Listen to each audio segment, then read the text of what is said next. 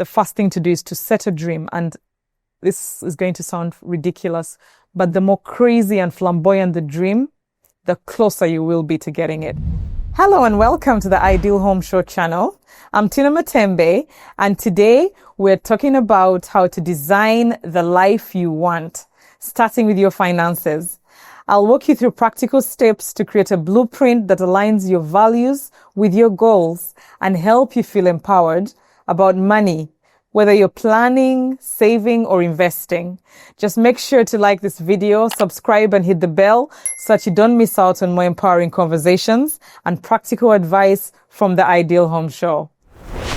So my name's Tynah Matembe, and I grew up in Uganda, moved to the UK just over 16 years ago, and grew up living a flamboyant life, doing everything you could with money and not giving a hoot about what it had to do. Moved to the UK as experts to live here, quickly became vulnerable because the scenario just wasn't suitable. We had no credit histories, coming from a place where we had used cash all our lives. Cash meant nothing here. A credit profile is what was needed. And so we had to rebuild our financial understanding from the, bottom up. And really, so I write the book, Conquering Your Financial Giants, because financial giants really mean different things to different people, depending on the phase and stage of life that you're at. But the important thing to understand is the fundamental bedrock principles that can turn into giants if you don't look after them. So if you think about things like budgeting, that's a very basic and core skill, but depending on what phase in life you are, when I was living in Uganda, I had never had to think about a budget for a day. When I moved here, it became extremely crucial and important that I understood what budgeting was. That is a giant. It may not always be a giant at every stage in life, but when it becomes, it can be very important and serious. So it's important that you understand some fundamental principles that you can live by and avoid the bad times. Or when the bad times come, they find you safe. Things like investing. What are you thinking about investing? When can you start? The earlier, the better. Things like that. The mindset we have when we come to budgeting. Going it alone. I have one in there called the loan giant. I mean, trying to do money on your own can be daunting. We all know about the mental health issues going around and stuff like that. It's like, how do you set yourself up to win and get financially free and achieve your dream life? So basically, some of the things you find out very early on when you're becoming financially vulnerable is that your sole existence is on a bank account if you've not planned for your money. One of the biggest illusions is that you have a big bank balance and therefore that means that you're financially free or financially well. That's an absolute illusion. It's the illusionary giant that makes you think because you've got lots of cash, you have money. Money is not safety. Safety comes from things like planning ahead, having an emergency fund, having a plan for when the income stops, which it did in my case at some point, and what do you do from there? How quickly do you bounce back from problems? Another big thing that can be a challenge is going it alone. You're going through financial difficulty. Maybe you've racked up a whole lot of debt and you're feeling so ashamed. You're scared to tell anyone. You're alone, and that giant is the worst because what happens is it plays on your mind, it plays on your mental health. It makes you feel incapable and ashamed. You cannot do anything from a low position. When you share, you can achieve so much more. I've used turning that on its tables to make so much progress, not just in addressing things like debts or managing money, but also in investing and just doing life better generally. When I had children and, trying to get childcare was a nightmare. Who in your network can you tap on to help you solve the problems that you have, or who's going through the same thing? There's so many opportunities for you to understand all the concepts of giants that are affecting you if you take the time and share what you're going through.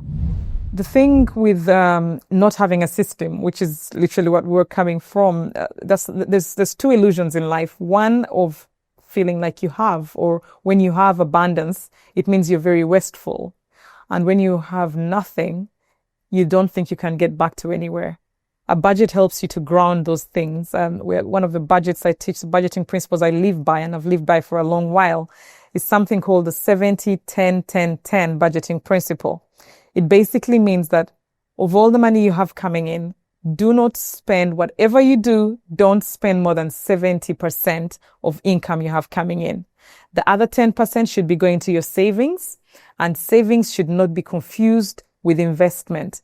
Saving is money for an emergency fund. It's money for your next holiday. It's money you've put aside for, your short-term goals, 1 to 2 years. Investment is money that you're intentionally putting away to work harder for you. So your money should be spending on today because you must. That's 70%.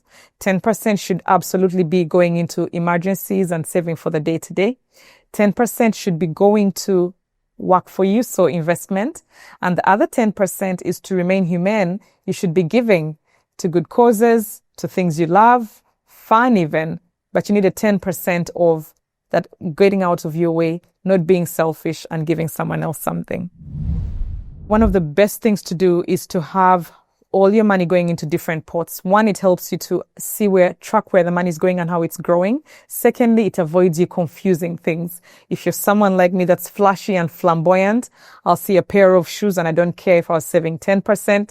If it's on that account, I'm going to spend it. So create pots, financial pots. When my children were younger, we had piggy banks that were kind of segmented and they could put the money in the different pots. Do that with your accounts.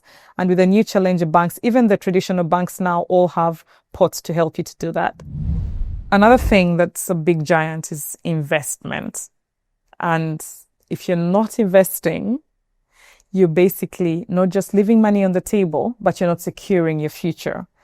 Albert Einstein has a quote that I use all the time. Compound interest is the eighth wonder of the world. And that's because when you put money away that's investing, it's technically growing. It's making more that's going to go to your pocket. If you don't start doing that as soon as possible, that means that you're not preparing for a later date. So should the time come that you're not earning money, you won't have anything put aside to afford your lifestyle. So investing is a must do. But it feels so daunting and there's so much jargon and you talk about all these platforms and stocks and shares and mutual funds and it can feel so overwhelming. The one thing I say to people is start with your pension.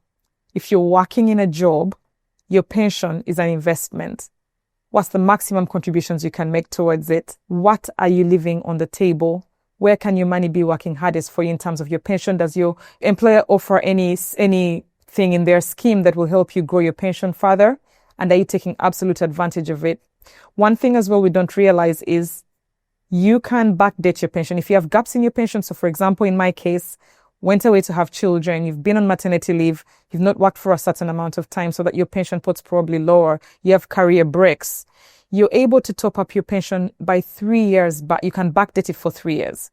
So do those sorts of things and then you're investing in your future. Think of it as you're putting money away that's growing and that's going to serve you beyond your income generating years. I had the privilege of having had money before and understood what a rich life looked like. So I knew what wealth looked like and I knew what a dream life for me would look like. It was much easier for me to map out. And this can be difficult when you're starting on the other end where you're trying to work your way into wealth. However, the first thing to do is to set a dream. And this is going to sound ridiculous, but the more crazy and flamboyant the dream, the closer you will be to getting it. If you want to get a dream home and your dream is to have a £1 million home, you're going to fall somewhere in the skies and get something that's, sort of 600-700. If you aim for a £50,000 home, you're likely going to get a £30,000 home. That's just to tell you the scale of dreaming. So one of the things to do is set your dreams really big and flamboyant and then put a price to them and work your way backwards. It keeps you grounded. It makes your journey towards financial freedom fun, and you work towards something that's giving you purpose every day. Thank you for watching. If you're ready to take the next step in building your dream life, follow me on Instagram at MoneyMatiX, which is money and then MATIX, and visit our website MoneyMatiX.com for tools and guidance. Don't forget to like, subscribe, and share with someone who could use a fresh perspective on money.